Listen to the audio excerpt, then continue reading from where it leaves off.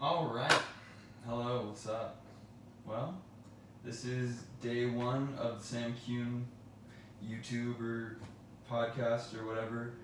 Um, I just wanted to start this to kind of start a dialogue about lots of different things. I don't really know exactly what I want to talk about on here yet, but I have lots of different things that always go through my mind, so I just thought it'd be a really nice opportunity to try to talk to people a little bit more directly about some of the ideas I have.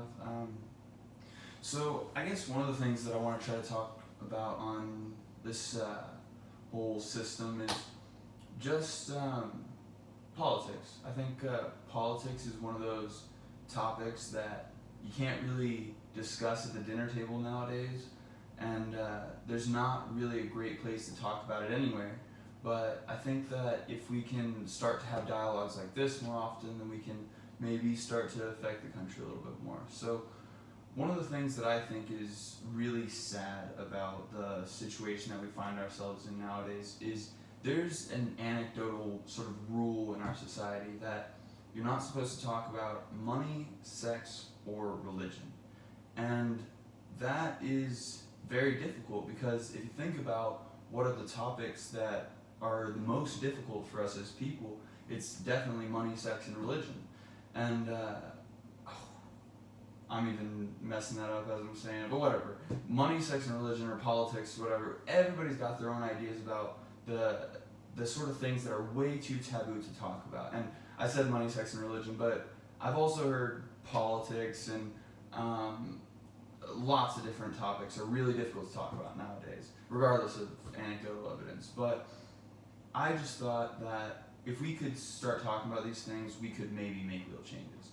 And so I want to talk some about politics on this whole channel, podcast, whatever you want to call it. But I'll try and get into that a little bit later on with a little bit more of a nuanced discussion, because I think that's the real thing that's sort of missing in this country is nuanced discussion about some of the hardest things to discuss. But so politics is one of the things I want to cover. But money, sex, and religion. That I really do think those things are incredibly difficult to talk about, and I think they're really important. And I know that I've struggled in one way or another in each of those different areas. It can be really confusing trying to understand what your place in the world is, and each of those three things has so much to do with how we define who we are in ourselves. So I'd like to start to broach some of the more taboo topics in our culture, but that's not the only thing that I want to do. I want to just sort of share some of my experiences. You know, we live in a time where this doesn't really cost me much to do. I can speak to as many people as want to listen, and really the only thing that affects how many people watch this is whether or not it's good to watch. So I hope it is, and I'd like to get some feedback in the near to medium future, but and actually, you know, that kind of brings up something that I do want to do in like coming weeks is just I want to start to talk about some of the academic topics that I'm really interested. So I'm currently studying neuroscience and math, and those two topics to me are just absolutely beautiful doorways to some of the most amazing information that exists out there. And I don't want to go too much into it at the moment, but I'll just talk about some of the things that really make me marvel at neuroscience and math, just to sort of get a very superficial look. One of the most difficult questions in my mind is the question of free will. So when we talk about the question of free will, the conversation can very easily get so convoluted because we're not exactly sure what we mean when we say free will. At least I think that the definitions that most people put forward are not truly sufficient, but they are trying to describe something that could or could not exist. And I mean, whatever, could exist. I think that free will, for me, means that we have the ability to use the physics of this world in order to make choices about how we will move forward through this physical medium. So I bring up physics because I have this sort of worldview that the world is like dominoes, and not the pizza place, but I think that the world is like dominoes in a certain sense because we have a lot of information supporting the idea of something like a Big Bang. And if there was something like a Big Bang, then it seems to me that all of the energy and all of the matter that does exist in our reality was at some point in time instantiated. And what I mean by that is just it was started, it was placed into existence. And I don't claim to know how that happened, and I don't even know if I 100% believe that, but that is a very popular idea in physics, and a very popular idea in, well, one of the most empirically valid subjects that exists today, at least in my mind. And so when I say that the world is like dominoes in the way that physics works, what I mean to say is that when you are going through your life, you believe that there's all this information that just sort of pops into your world. Like maybe you've never met this beautiful girl before, and all of a sudden you go to a coffee shop and now you know a beautiful girl. And somehow that information entered your world. But if we really think about the big picture of all this, that girl is made of matter. She's made of matter that moves around. And because it moves around and because it, well, takes up space, that person represents some amount of energy.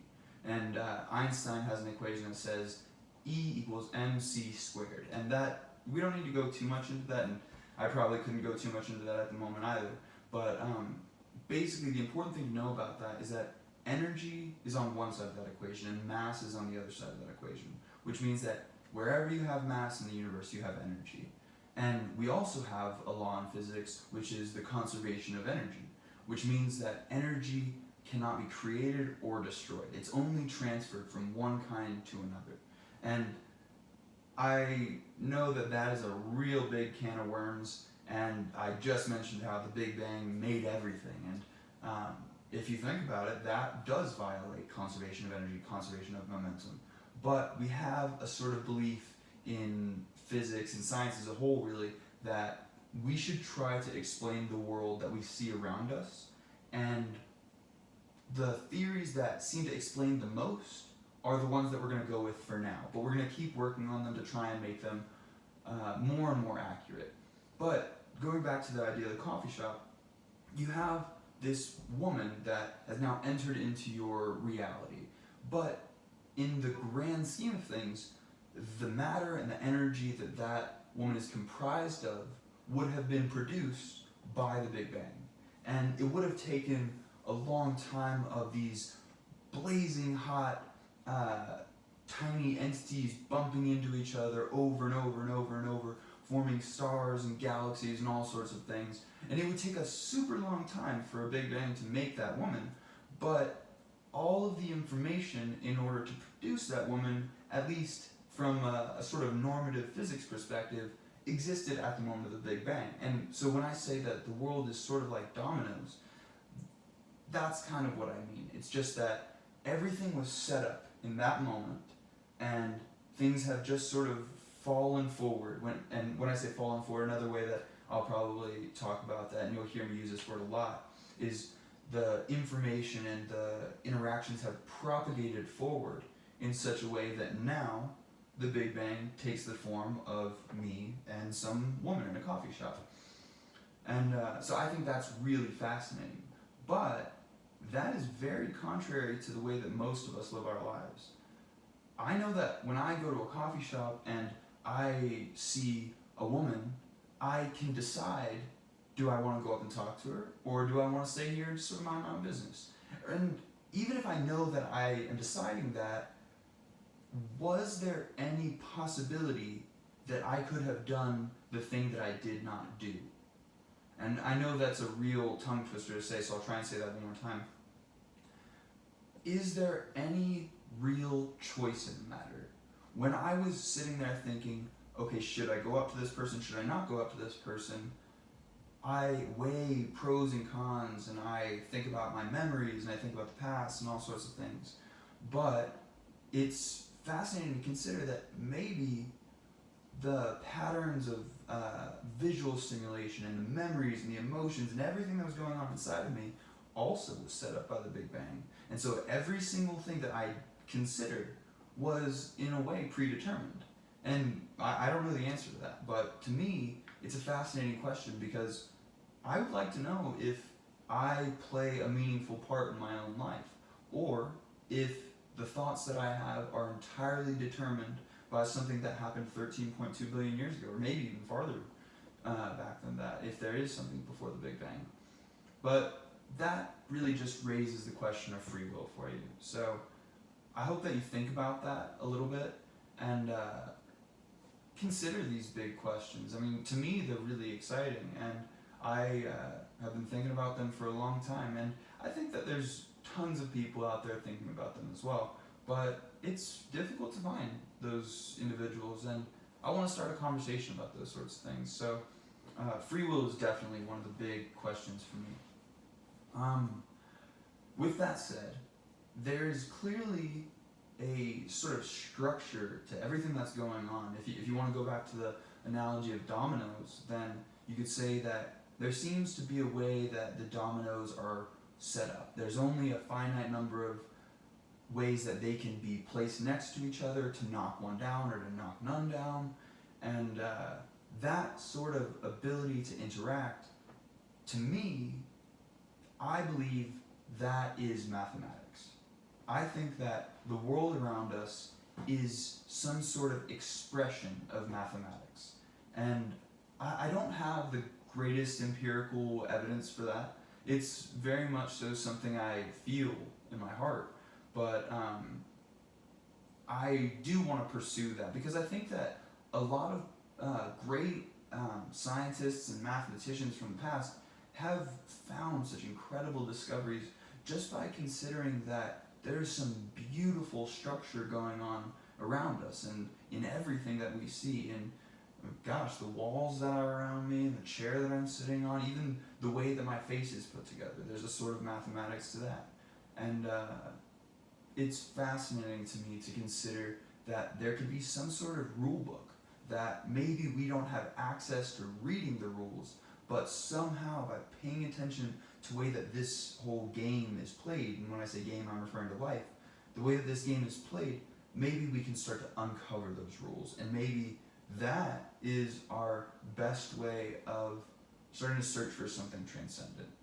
So I really love math, and I think that there are a lot of incredibly interesting topics in math, and I don't know if I'll do anything specifically teaching-wise. I may refer to some videos, and I could do some teaching at some point if that seems like a valuable thing to do, but I really think that just having a conversation about the way that I as an individual feel about mathematics and really engage with it might start a conversation that's different than the sort of conversations that are already going on.